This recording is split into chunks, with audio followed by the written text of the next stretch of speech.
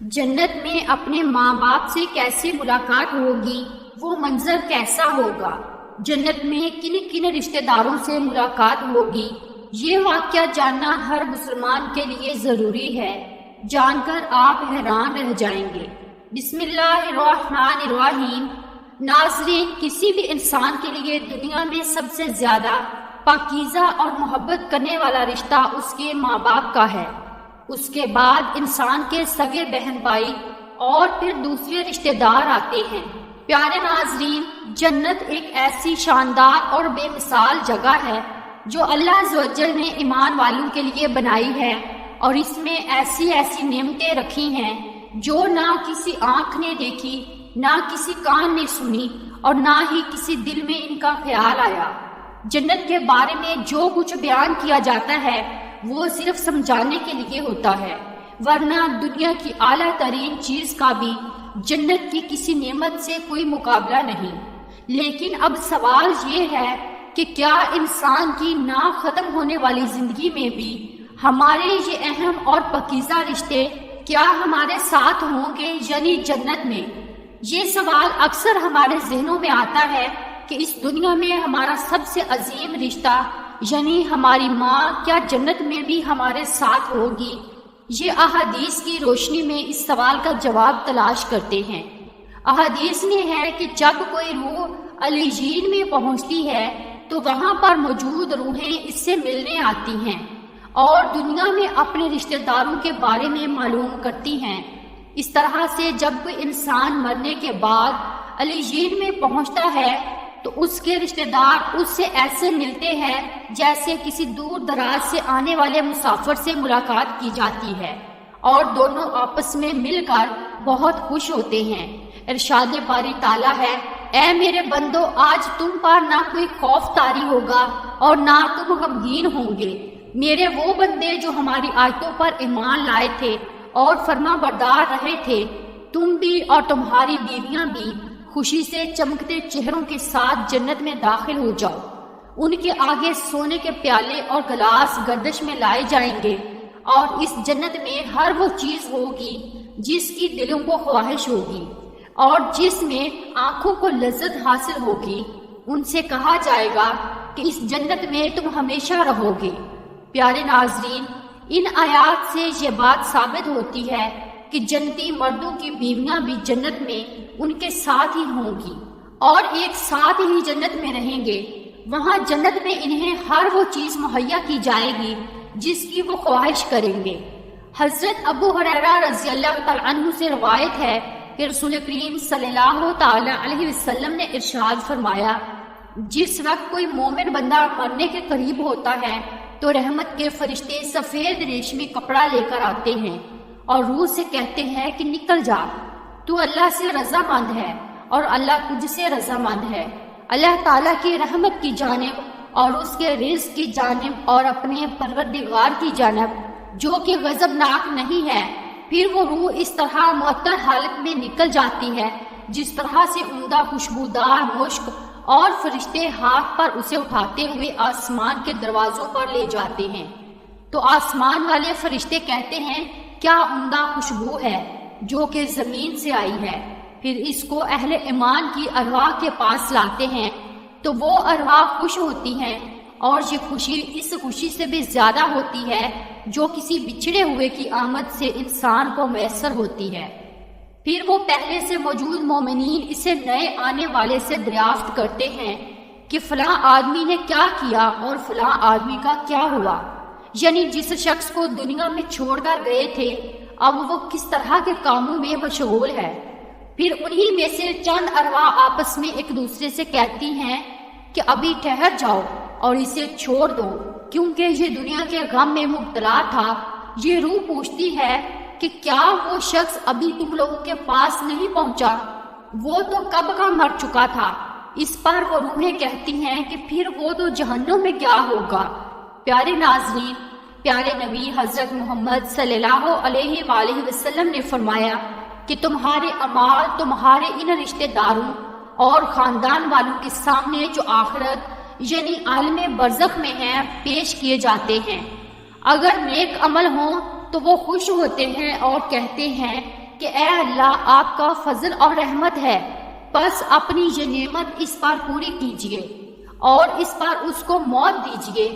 اس طرح ان پر گنہگار شخص کا بھی عمل پیش ہوتا ہے تو کہتے ہیں اے اللہ اس کے دل میں نیکی ڈال دے جو تیری رضا اور قرب کا سبب ہو جائے۔ مختلف روایات سے معلوم ہوتا ہے کہ جنت میں مختلف رشتہ دار ایک دوسرے کو پہچانتے ہوں گے اور ایک دوسرے سے ملتے جلتے رہیں گے، اور ان میں سے بعض کو ایک ساتھ رکھا جائے گا۔ سورہ طور کی آیت نمبر 21 میں اللہ سبحانہ تعالیٰ کا فرمان ہے، اور جو لوگ ایمان لائے اور ان کی اولاد نے بھی ایمان میں ان کی پیروی کی تو ان کی اولاد کو ہم انہی کے ساتھ شامل کر دیں گے اور ان کے عمل میں سے کسی چیز کی کمی نہیں کریں گے۔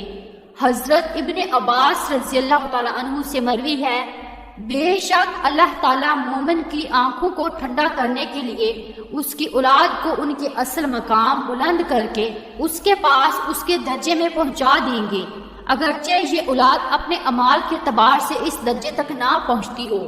پھر آپ صلی اللہ علیہ وآلہ وسلم نے یہ آیت تلاوت فرمائی، اور جو لوگ ایمان لائے ہیں اور ان کی اولاد نے بھی ایمان میں ان کی پیروی کی، اس سے معلوم ہوتا ہے کہ انسانوں کی اولاد کو اس کی خواہش کے مطابق ان کے ساتھ ہی رکھا جائے گا۔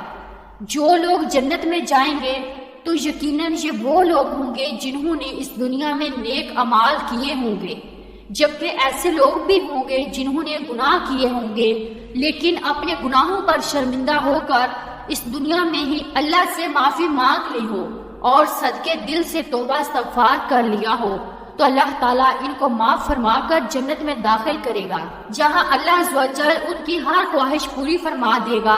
اور یقیناً اس کی خواہش میں سے ایک خواہش یہ بھی ہوگی کہ دنیا میں اس سے جو بھی گناہ سرزد ہو چکے ہوں یا کوئی گناہ والے اعمال اس نے کیے ہوں تو اس سے وہ تمام اعمال بنا دیے جائیں، کیونکہ جنت امن اور سکون کی جگہ ہوگی جہاں منفی خیالات اور غم و غصے کی کوئی گنجائش نہ ہوگی، اور ایک مومن اور جنتی کے لیے ہر طرف خوشحالی ہی خوشحالی ہوگی، جیسا کہ سورۃ بقرہ کی آیت نمبر 25 میں ارشاد باری تعالیٰ ہے، اور جو لوگ ایمان لائے اور نیک عمل کرتے رہے ان کو خوشخبری سنا دو کہ ان کے لیے جنت کے باغ میں جن کے نیچے نہریں بہہ رہی ہیں، جب انہیں ان میں سے کسی قسم کا میوہ کھانے کو دیا جائے تو کہیں گے یہ تو وہی ہے جو ہم کو پہلے بتایا گیا تھا، اور انہیں ایک دوسرے کے ہم شکل میوے دیے جائیں گے، اور وہاں ان کے لیے پاک بیویاں ہوں گی اور وہ جنت میں ہمیشہ رہیں گے۔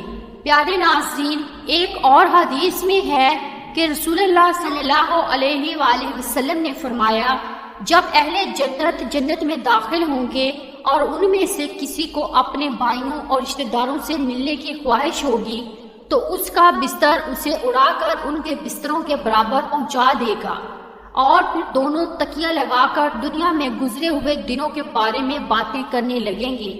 ان میں سے ایک اپنے ساتھی سے کہے گا کہ اے فلاں، تمہیں یاد ہے کہ اللہ نے فلاں دن اور فلاں فلاں جگہ پر ہماری مغفرت فرمائی تھی، اس طرح کہ ہم نے اللہ سے دعا کی تھی اور اللہ نے ہمیں مغفرت کا پروانہ عطا فرما دیا تھا۔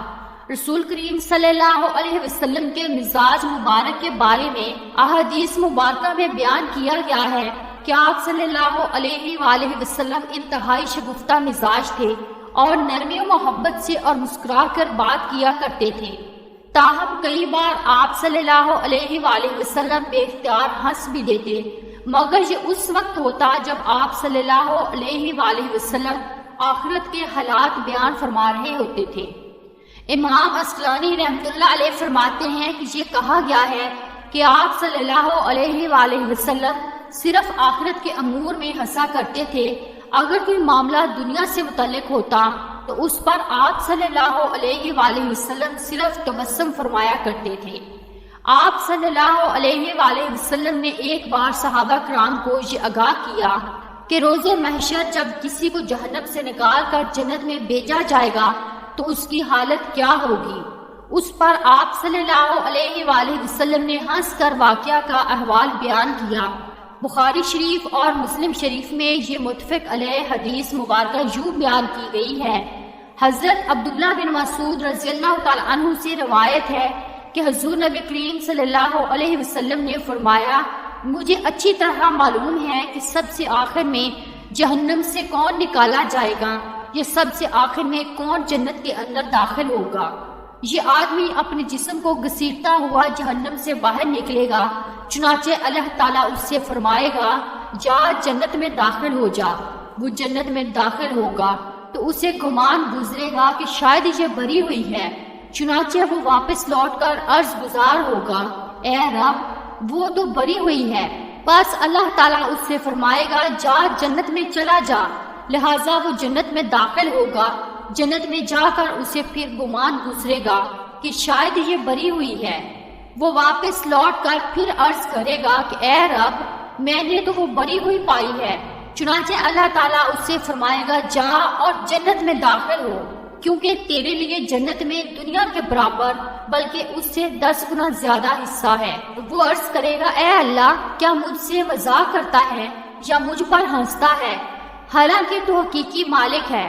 حضرت عبداللہ بن مسعود رضی اللہ تعالیٰ عنہ بیان کرتے ہیں کہ میں نے دیکھا اس بار حضور نبی اکرم صلی اللہ علیہ وآلہ وسلم ہنس پڑے، یہاں تک کہ آپ صلی اللہ علیہ وآلہ وسلم کے دندان مبارک نظر آنے لگے۔ آپ صلی اللہ علیہ وآلہ وسلم فرماتے تھے کہ اہل جنت کے سب سے کم درجے والے شخص کا حال ہے۔ حضرت ابو سعید خدری سے روایت ہے کہ رسول اللہ صلی اللہ علیہ وآلہ وسلم نے فرمایا، جو آدمی سب سے آخر میں جنت میں داخل ہوگا وہ گرتا پڑا اور گھسیٹتا ہوا دوزخ سے اس حال میں نکلے گا کہ دوزخ کی آگ اسے جلا رہی ہوگی۔ پھر جب دوزخ سے نکل جائے گا تو پھر دوزخ کی طرف پلٹ کر دیکھے گا اور دوزخ سے مخاطب ہو کر کہے گا کہ بڑی بابرکت ہے وہ ذات جس نے مجھے تجھ سے نجات دی، اور اللہ تعالیٰ نے مجھے وہ نعمت عطا فرمائی ہے کہ اولین و آخرین میں سے کسی کو بھی وہ نعمت عطا نہیں فرمائی۔ پھر اس کے لیے ایک درخت بلند کیا جائے گا، وہ آدمی کہے گا کہ اے میرے پروردگار مجھے اس درخت کے قریب کر دیجئے تاکہ میں اس کے سائے کو حاصل کر سکوں اور اس کے پھلوں سے پانی پیوں۔ اللہ تعالیٰ فرمائیں گے، اے ابن آدم اگر میں تجھے یہ دے دوں تو پھر اس کے علاوہ اور کچھ تو نہیں مانگے گا؟ وہ عرض کرے گا کہ نہیں اے میرے پروردگار۔ اللہ تعالیٰ اس سے اس کے علاوہ اور نہ مانگنے کا معاہدہ فرمائیں گے اور اللہ تعالیٰ اس کا عذر قبول فرمائیں گے، کیونکہ وہ جنت کی ایسی ایسی نعمتیں دیکھ چکا ہوگا کہ جس پر اسے صبر نہ ہوگا۔ اللہ تعالیٰ اسے اس درخت کے قریب کر دے گا، وہ اس کے سائے میں آرام کرے گا اور اس کے پھلوں کے پانی سے پیاس بجھائے گا۔ پھر اس کے لیے ایک اور درخت ظاہر کیا جائے گا جو پہلے درخت سے کہیں زیادہ خوبصورت ہوگا۔ وہ آدمی عرض کرے گا، اے میرے پروردگار مجھے اس درخت کے قریب فرما دیجئے تاکہ میں اس کا سایہ حاصل کر سکوں اور اس کا پانی پیوں، اور اس کے بعد میں اور کوئی سوال نہیں کروں گا۔ اللہ فرمائے گا، اے ابن آدم کیا تو نے مجھ سے وعدہ نہیں کیا تھا کہ تو مجھ سے اور کوئی سوال نہیں کرے گا؟ اور اب اگر تجھے اس درخت کے قریب پہنچا دیا تو پھر تو اور سوال کرے گا۔ اللہ تعالیٰ پھر اس سے اس بات کا وعدہ لے گا کہ وہ اور کوئی سوال نہیں کرے گا، تاہم اللہ تعالیٰ کے علم میں وہ معذور ہوگا، کیونکہ وہ ایسی ایسی نعمتیں دیکھے گا جس پر وہ صبر نہ کر سکے گا۔ پھر اللہ تعالیٰ اس کو درخت کے قریب کر دے گا، وہ اس کے سائے میں آرام کرے گا اور اس کا پانی پیے گا۔ پھر اسے جنت کے دروازے پر ایک درخت دکھایا جائے گا جو پہلے دونوں درختوں سے زیادہ خوبصورت ہوگا۔ وہ آدمی کہے گا، اے میرے رب مجھے اس درخت کے قریب فرما دیجئے تاکہ میں اس کے سائے میں آرام کروں اور پھر اس کا پانی پیوں اور اس کے علاوہ کوئی اور سوال نہیں کروں گا۔ پھر اللہ تعالیٰ اس آدمی سے فرمائے گا، اے ابن آدم کیا تو نے مجھ سے وعدہ نہیں کیا تھا کہ تو اس کے بعد اور کوئی سوال نہیں کرے گا؟ وہ عرض کرے گا، ہاں اے میرے پروردگار اب میں اس کے بعد اس کے علاوہ اور کوئی سوال نہیں کروں گا۔ اللہ اسے معذور سمجھے گا، کیونکہ وہ جنت کی ایسی ایسی نعمتیں دیکھے گا جس پر وہ صبر نہیں کر سکے گا۔ پھر اللہ تعالیٰ اسے اس درخت کے قریب کر دے گا۔ جب وہ اس درخت کے قریب پہنچے گا تو جنت والوں کی آوازیں سنے گا، تو وہ پھر عرض کرے گا، اے میرے رب مجھے اس میں داخل کر دے۔ تو اللہ فرمائے گا، اے ابن آدم تیرے سوال کو کون سی چیز روک سکتی ہے؟ کیا تو اس پر راضی ہے کہ تجھے دنیا اور دنیا کے برابر دے دیا جائے؟ وہ کہے گا، اے رب اے رب العالمین تو مجھ سے مذاق کرتا ہے۔ یہ حدیث بیان کر کے حضرت عبداللہ ہنس پڑے اور لوگوں سے فرمایا کہ تم مجھ سے کیوں نہیں پوچھتے کہ میں کیوں ہنسا؟ لوگوں نے کہا کہ آپ کس وجہ سے ہنسے؟ فرمایا رسول اللہ صلی اللہ علیہ وسلم اسی طرح ہنسے تھے۔ فرمایا اللہ رب العالمین کے ہنسنے کی وجہ سے جب وہ آدمی کہے گا کہ آپ رب العالمین ہونے کے باوجود مجھ سے مذاق فرما رہے ہیں، تو اللہ فرمائے گا کہ میں تجھ سے مذاق نہیں کرتا مگر جو چاہوں کرنے پر قادر ہوں۔ اللہ عز و جل سے دعا ہے کہ ہمیں بھی اس دنیا کی آزمائش میں کامیاب و کامران فرما کر جنت میں داخل فرمائے اور ہمارا خاتمہ بالخیر فرمائے، آمین۔ ناظرین، کمنٹ باکس میں یا رسول اللہ ضرور ٹائپ کیجئے۔ شکریہ۔